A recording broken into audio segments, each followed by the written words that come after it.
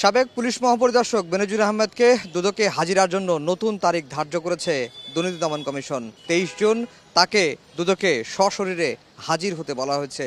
আজকে বেনজির আহমেদের দুদকে হাজির হওয়ার দিন ধার্য ছিল, কিন্তু বেনজির আহমেদের আইনজীবী 15 দিন সময় চেয়ে আবেদন করেন। তারই প্রেক্ষিতে দুদক সিদ্ধান্ত নিয়েছে তার বিরুদ্ধে যে জ্ঞাত আয় বহির্ভূত সম্পদ অর্জনের যে অভিযোগের শুনানির জন্য 23 জুন ঈদের পরে তাকে হাজির হতে বলা হয়েছে। তিনি আসতে পারেন নাই, যার ফলে তার জনাব বেনজিরের বক্তব্য গ্রহণ করা সম্ভব হয়নি। আগামী 23 জুন 2024 তারিখ পরবর্তী শুনানির জন্য দিন ধার্য করা হয়েছে। এদিকে ঢাকার আদালতে বেনজির আহমেদের 621 বিঘা যে জব্দকৃত সম্পত্তি তার রক্ষণাবেক্ষণের জন্য তত্ত্বাবধায়ক নিয়োগের আদেশ দিয়েছেন আদালত। এই 621 বিঘার মধ্যে বেনজির আহমেদের স্ত্রীর নামেই 521 বিঘা, বাকি 100 বিঘা বেনজির আহমেদ ও তার 3 কন্যার নামে।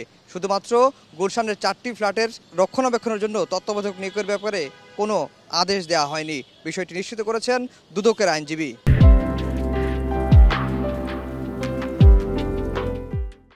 ওনার গুলশানের যে 4টা ফ্ল্যাট আছে, এটার বর্তমান ডিটেলস অবস্থান জানার জন্য বলছে। এই কারণে এই অংশটুকু বাদ দিয়ে বাকি যত সম্পত্তি, স্থাবর সম্পত্তি ক্রয় করা হয়েছিল সমস্ত সম্পত্তির উপরে রিসিভার নিয়োগ করছে। 23 জুন বেনজির আহমেদ যদি দুদকে হাজির না হন, তাহলে ধরে নেওয়া হবে তার বিরুদ্ধে যে অভিযোগ, সেই অভিযোগের বিষয়ে বেনজির আহমেদের কোনো বক্তব্য নেই। 9 জুন বেনজির আহমেদের স্ত্রী ও কন্যার দুদকে হাজির হওয়ার দিন ধার্য রয়েছে।